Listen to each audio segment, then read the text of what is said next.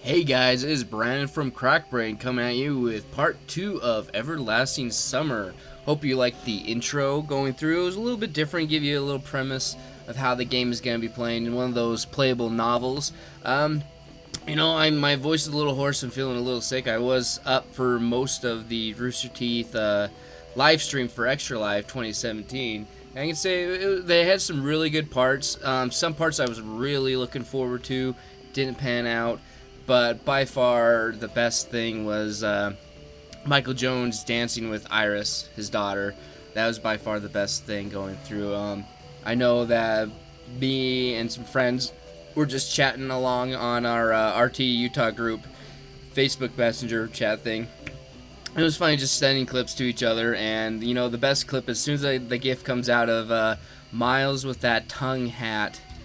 That was by far the best. So let's get going through. Before we got on a bus. We fell asleep while we were headed to some reunion. And we're going to go from there. But I've got some of my delicious tea drinking out of my Cracked Barrel mug. Oh, that's just so damn good. But just make sure, if you want your own Cracked Barrel mug, we do have it on the Indiegogo. Link will be down in the description below, so come help support us. And if you can't contribute, just share the word that we are looking for the help contributors to help make this production a lot better going through. So let's go back through and we'll do some voices. I'm gonna have to figure out how to do the girl voices when that comes up. But bright daylight struck my eyes. At first, I didn't pay attention as I wasn't fully awake yet. On their own, my legs carried me towards the door. Samon, damn. Looks like I fell asleep and missed my stop. But there was no door. Is there no door here? I thought that was a door. I looked around the bus and realized that it wasn't a good old worn out Liaz. Instead, the bus was an Icarus model, a new one. I froze in shock. How? What? Am I dead? Have I been kidnapped? No, I must be dead. I patted myself down fiercely, slapped myself painfully in the face a few times, banged my forehead on the back of one of the bus seats. You guys want me to slap myself? Do you want to hear that sound? Let's do this. I'm going to take off my headset. We're going to do that. Ow! I kind of did that a little hard. It's clear. Either I'm still alive, or you could still pain when you're dead. But how could this happen? Maybe I slept for too long and ended at the bus depot. And then what? Did they put me onto another bus? I rushed out and took a look around. Greenery, wherever I looked. Tall grass on the roadside. Trees, flowers. Summer? But how? It was winter just a moment ago. My head was aching unbearably, as if I was going to explode. Slowly, I began to remember.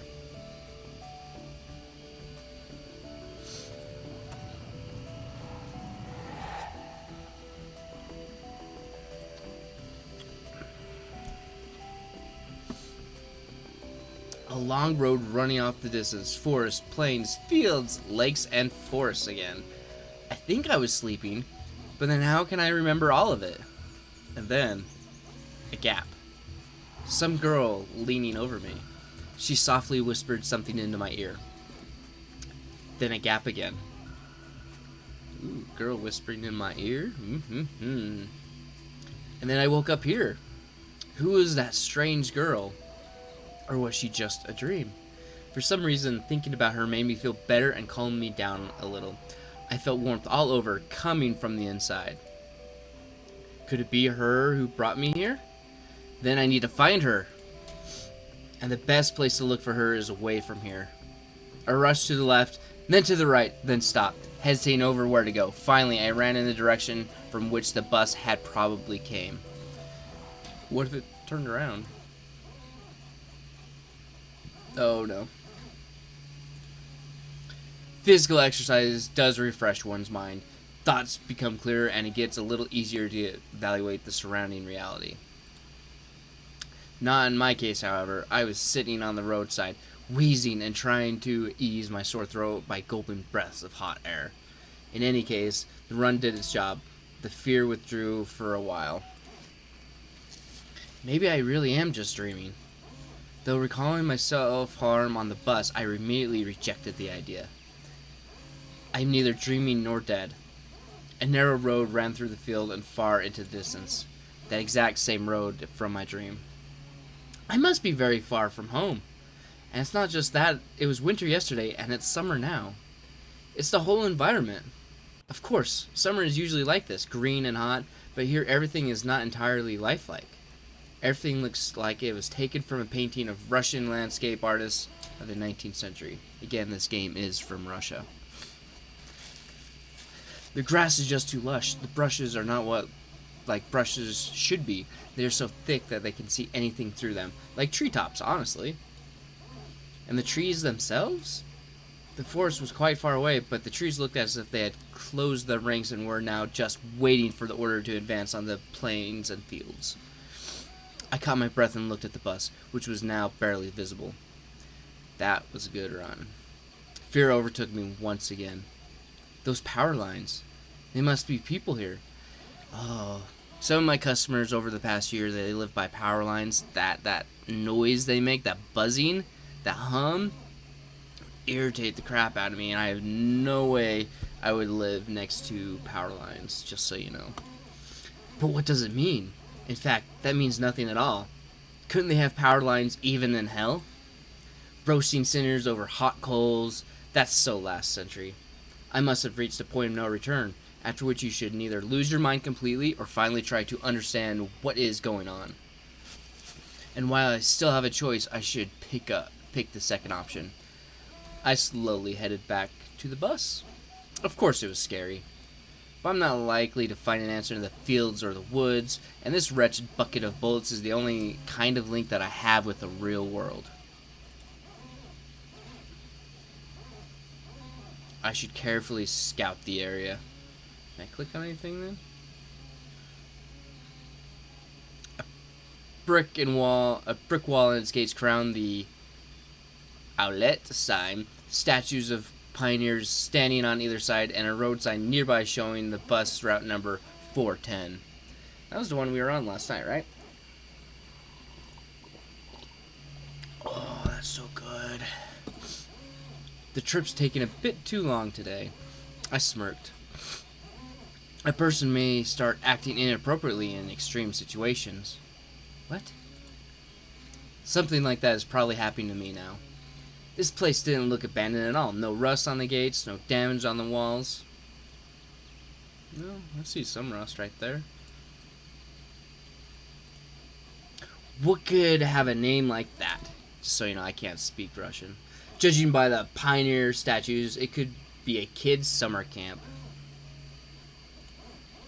Moreover, it appears to be open. Of course, the simplest explanation, logically speaking, explains nothing at all. The strange girl, the altered bus, summer, the pioneer camp, thousands of theories went through my mind instantly. From alien abduction to lethargic sleep, from a hallucination to a time and space shift. None was worse than any other, but there was really no way to pick a single one. Then it occurred to me, I could try to make a phone call. I took out my cell phone and dialed the first number from my contact list.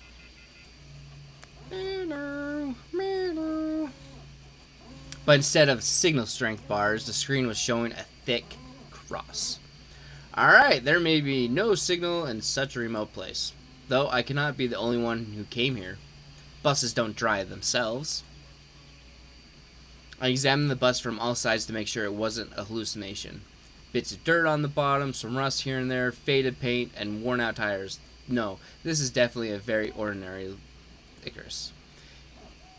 Yeah, exactly the kind of bus which takes you to places beyond your understanding if you carelessly fall asleep. I gave a nervous chuckle. It came out by itself, sporadically. Because this wasn't the right place or time to laugh. But where on earth is the driver? I cautiously sat down on the curb beside the bus and started to wait. My patience didn't last long. My anxiety seemed to anxiety seemed to have reached its peak, and I started to go slightly mad. In such a situation, anyone would have probably felt something similar. Aliens and parallel universes were gone from my imagination, leaving only voids and darkness. This is how everything will end? How my life will end? But I wanted to do so much, and there were so many things I had no time for yet. I was overwhelmed by the idea. This was definitely the end. But why? It's not fair. Surely I'm no worse than anyone else. God, why? And we're back to sleep.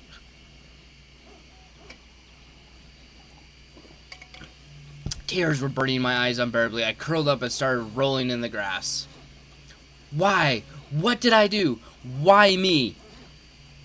But my cries were only heard by the speechless statues of pioneers and a bird in a tree, which immediately flapped its wings and took off, crying out something in its own bird language as if laughing at the idiot who dared to interrupt its after-dinner nap. I was left breathless from weeping and just lay quietly sobbing occasionally. I'm not gonna sob for you guys, sorry. Nope, not today. After a while, I managed to pull myself together. My mind cleared up a bit as if terror and the fear of death gave me a little break. All in all, if someone wanted to kill me, what is all this for? It doesn't look like an experiment either. If this is just some crazy coincidence, then there's probably no threat. Anyway, for now, it seems there's no danger. The panic was soon gone. Of course, the blood was still pounding in my temples and my hands were still shaking, but at least I could think clearly now. Right now, there's nothing I can really change anyway. So, no matter how much I think or how mad I get, I would only make things worse. Until some actual facts appear, there's really no point in making guesses. In any case, I won't learn anything by lounging around here. This camp, if of course it really is a camp, looked like the only place where people could be, so I decided to go there, and hardly had reached the gates when a girl came out from behind them, peekaboo, wearing a pioneer uniform. My logic didn't let me down this time. Then again, a pioneer uniform in the 21st century? And then again, a girl? Here? I froze, unable to take a step. I felt very much like running away. Running as far away as I could from this place. Far from the bus, gates, statues, and far from this bloody bird with its siesta. Just running, free like the wind, faster and faster, waving to the planets passing by, winking at the galaxies. Running, becoming a pulsar ray, and turning into the physical radiation, running to face the unknown. Run no matter where, as long as it was far away from this place. Meanwhile, the girl came closer and smiled. I could not help but notice her beauty, even though I was trembling with fear. Human instincts work independent from consciousness, and while only 5% of the brain is responsible for cognitive process, the remaining 95% are always busy sustaining life, and in particular, ensuring stable functioning of the hormonal system. I desperately wanted to get less complicated, and stop thinking in formal quotes from the encyclopedia, though my thoughts appeared one by one being stupid, out of place, as if taken from an internal monologue of the hero of some junky softcover crime fiction book. A pretty Slavic face, long braids that looked like 2 armfuls of fresh hay, and blue eyes you could drown in. Hi! You must just have arrived! That was a bad attempt. That was so bad. I'm gonna reply. Yeah. That's how guys do it when they first meet a girl. They deepen their voice. They're like, oh, yeah. Alright then, welcome. She smiled broadly. Strange, it looked as if I had a normal girl in front of me. Bah! I shouldn't have returned here. The woods and fields seemed better. But what should I do next? Try to speak with her as if she was human? Or run away, or what? The blood was pumping unbearably in my head, tearing it apart from the inside. A little bit more, and the poor pioneer girl could be splattered with the gruesome contents of my skull. What's so funny about that? The girl looked me over. It sent shivers down my spine and my knees started to tremble. Nothing? Great then. Great. What's so great about that? Suddenly a thought crossed my mind. To hell with it all. Forget about the bus behind me, the fact that it was winter yesterday and summer today. I wanted to rip off my itchy sweater and just accept that all this is actually happening. Everything is as it should be. All this is for the best. Would you happen to know? You should go to our camp leader. She'll tell you everything. Look. You go straight ahead to the square, then turn left. You'll see several small cabins. She pointed at the gates as if I knew what was behind them.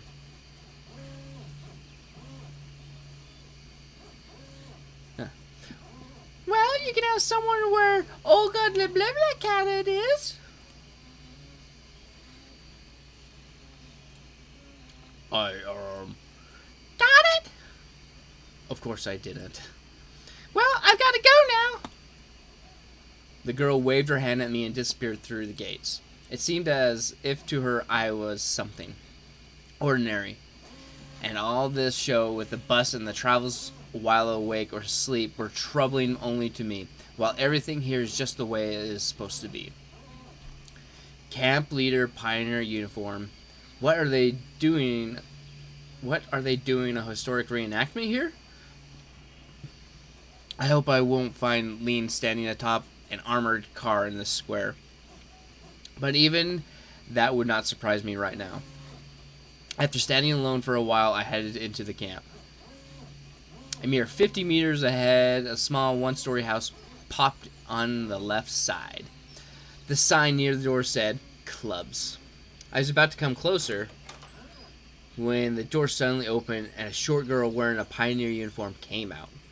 Her pretty face gave me the impression of one suffering for the fate of the whole mankind was truly universal sorrow.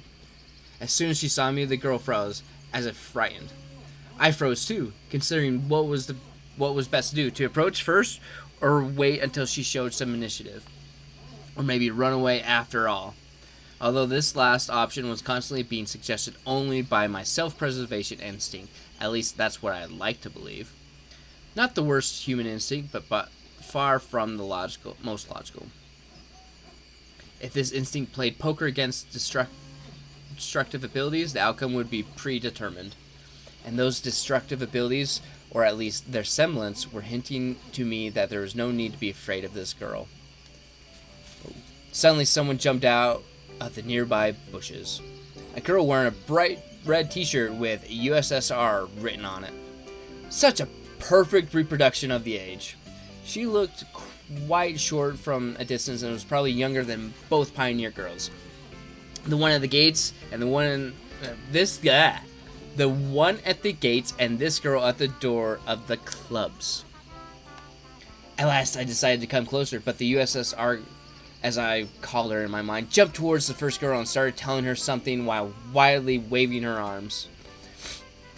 The other girl in turn seemed confused and lowered her gaze, remaining silent. I would have probably continued to observe their amusing dialogue, but the USSR suddenly pulled something out of her pocket and started waving it in front of the first girl's face. And this something turned out to be a grasshopper.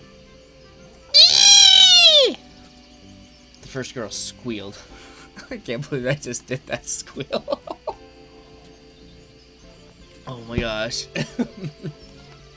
She must not be too keen on insects, as she instantly rushed off towards the place where the Lean presumably made his speech about the workers' and peasants' revolution. That is to say, towards the square. Oh. The USSR glanced at me, grinfully playful, and dashed after her. Not a bad start to the day. I have absolutely no clue where I am. Besides that, there are some kids here role-playing as pioneers. And as far as I can tell, this place is located thousands of kilometers away from my home. It might even be a different reality. And this was indeed a reality. I mean, everything around me seemed so real, if a little embellished, that I was starting to think that, in fact, my previous life could have just been a dream. And what am I supposed to do now? Go where you're told to. I was picking at the cracked paving stones with my shoe and stared aimlessly at the club's building. Just a few more seconds before I have to come up with some decision. That's when I recalled myself rolling on the grass, weeping. I cringed in disgust. Perhaps it's another instinct. When all energy for whimpering and self-pity is used up, the body either goes into hibernation or mobilizes its reserves. Mine seemed to have chosen the second option because out of the blue I found the determination to figure out what was going on. And in order to do that, I had to act like a man, like a human, to maintain the dignity and representative of my own world. I can't speak. I need more tea. I followed the path to the left, on the right side which stood small cabins, apparently the homes of local pioneers. Actually, they looked quite cozy from the outside. Even though I was born in the Soviet Union, I had never been part of its children's organizations, neither the pioneers nor even the younger October children. I imagined the daily life of a typical pioneer camp a bit differently. Huge barracks with long rows of metal bunks, wake-up call at 6 o'clock played by a siren, 1 minute to make your bed, then joining the formation at the drill square. Or wait, could I be confusing it with something else? Suddenly, something struck me on the back. I staggered but remained on my feet, turned around and prepared to fight heroically for my life. Whoa. But all I found was another girl standing before me. My mouth hung open in surprise. That's not why your mouth is hanging open, dude. Pick your jaw up off the ground. I closed my mouth. The same pioneer uniform, but the way she was wearing it looked, let's say, provocative. Like all the girls I had met here, this one was rather cute, but her overly arrogant expression killed any desire to get to know her better. Dude, you go for the tough ones, man. Because it's more fun. You don't... Because then you got the girls that just don't decide anything, and it's very annoying. I hate blue personalities. I'm a red personality, by the way. I like aggression. No, new here, are you? That was freaking Yoda. Fine, see ya. She threw a threatening glance at me and walked past. I waited for the pioneer girl to turn at the corner. Who knows what else she might have been up to. The most interesting thing here, that even this hostile girl seemed completely normal to me. She did not give off the feeling of some deadly danger, except maybe the danger of getting punched in the nose. At last, I managed to make it to the square. There was no leaning on the armored car, although one could easily expect something like that after all this had happened. Instead, however, a monument to a certain comrade towered in the middle of the square. The letters of the pedestal read, Genda. Must be some big figure in the party. When there were some small benches at its sides. It's quite pleasant here. Where did that girl tell me to go? To the left or to the right? To the left, to the right, to the left, to the right. And why am I going there anyways? Alright, I decided to pretend to be normal. So, to the right. Through a small grove, I came out to a pier. I must have taken a wrong turn. Hey, wrong way! I turned towards the voice. That first girl stood before me. Now, what did I tell you? Take to the left of the skirt, wasn't it? She had changed from her pioneer uniform into a bikini. Oh, I still haven't introduced myself. My name is blah blah. Actually, my full name's blah blah blah, but everyone just calls me Slava. So you can too. Yeah. I still felt a bit confused, so I could not come up with more meaningful answers. And what's your name? It felt like she could see right through me. Yeah. Semyon. Is that how we say it? Semyon? Semyon. Nice to meet you, Semyon. Alright, I'm almost done here. Could you wait here a minute? I'm going to change and we'll go to Olga together. Agreed? Agreed. After this exchange, she ran off. I sat on the pier and let my feet hang into the water. I was wearing heavy winter boots, but in such weather there was nothing wrong with in getting my feet wet. Furthermore, it let me cool myself a little. Looking at the river, I was brainstorming and processing everything that has happened. If this is some kind of conspiracy, it's a weird one. Even too friendly at times. No, it really looks more like a random event. Some entirely incomprehensible random event. Shall we go? Slavia was standing beside me, dressed in a pioneer uniform again. Let's go. I've been here for a very short time, but all the people I met, she looks the least suspicious. However, this fact is already suspicious itself. We walked to the square. The USSR girl and the girl who hit me on the back were there, chasing each other. Is that some kind of game they're playing? Yuria, enough running. I'll tell everyone everything to Olga. Aye, aye, Captain. I decided not to question Slavia for a while about what was going on or the local residents. Better meet with the mysterious Olga first. Sounds like she's the boss here.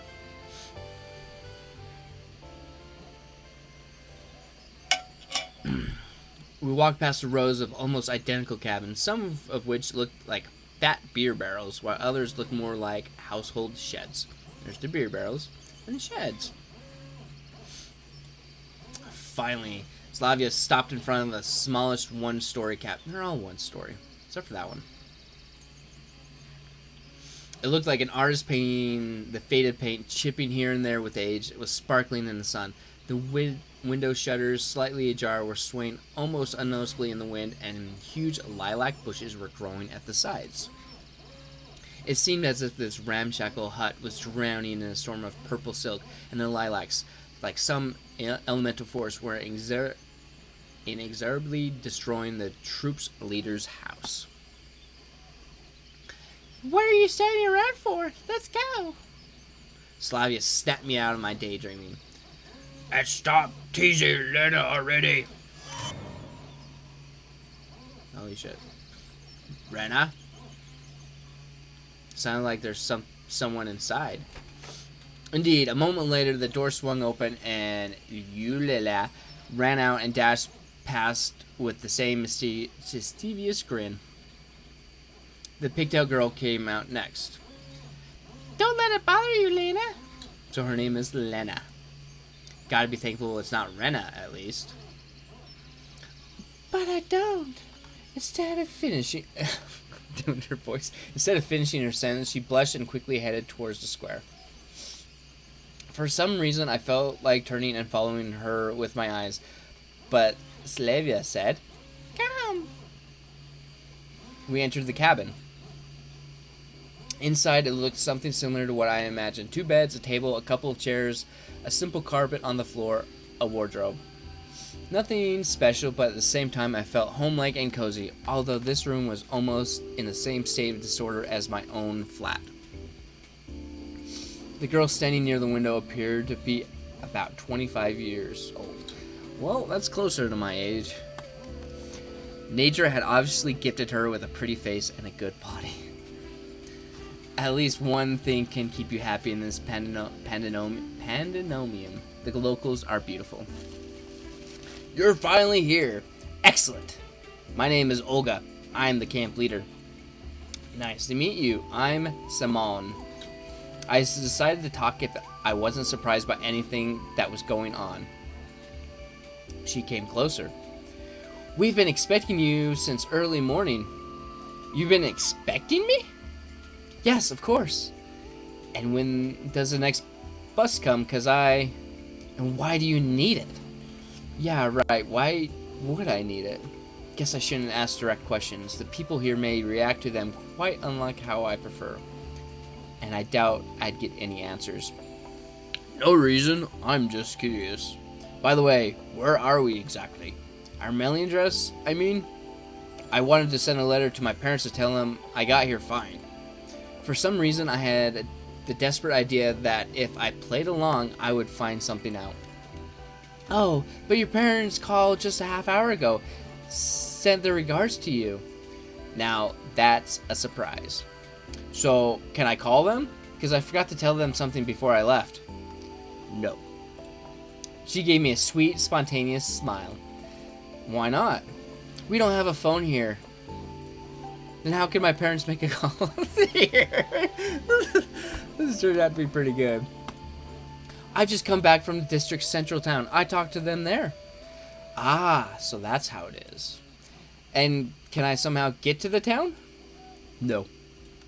She kept the same smile. Why not? Because the next bus only comes in a week. I decided not to inquire how the troop leader managed to get there and back. I would get no answers anyway. All this time, Slavia was standing next to me and seemed to find nothing odd in our conversation. Oh, we need to find a uniform for you. Don't make me wear a schoolgirl uniform. I've got absolutely no desire to put on a pioneer shorts or wear the ridiculous red neckerchief. However, wearing winter clothes in summer is not a great idea either. Right. Thank you.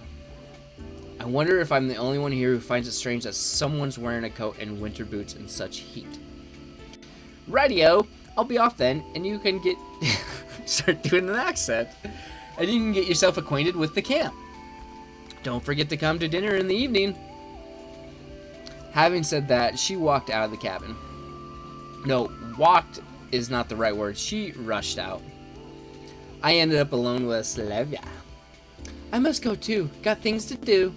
Take a walk. Look around the camp a bit. See you in the evening. If there's no threat to catch to this, then this reality, as embodied by Slavia, becomes more and more appealing. For the first time today, I realized that it was awfully hot here. Although obviously my winter clothes were to blame for that. No. I took off my coat and dropped it onto the bed. My pullover followed. I was now wearing only the shirt. That's much better. All I could do now is follow their advice and go look around the camp. I'll try to find something out in the meantime. Oh, you know what? We are going to take a break now. So go ahead and hit that like and subscribe button, guys. And I will catch you guys